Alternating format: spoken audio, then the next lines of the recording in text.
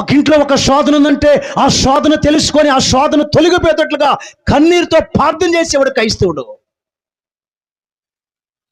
ప్రపంచంలో ఉన్న ప్రతి ఒక్కరూ నీతిని అనుసరించి నీతి మార్గంలో నడిపించు ప్రభు అని చెప్పి ఆయన దగ్గర కన్నీరు కార్చి ప్రార్థన చేసేవాడండి క్రైస్తవుడు. నేనే బాగుండాలా, నా పిల్లలే బాగుండాలా, లేదు నా సేవే బాగుండాలా అనుకున్న వాళ్ళు క్రైస్తవులు.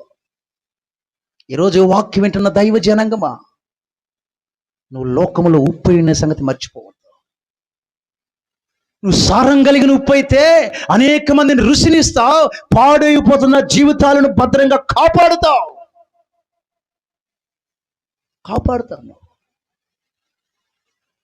మనం ఎలా ఉండాలంటే అందరినీ సంతోషపెట్టే బిడ్డలుగా ఉండాలా.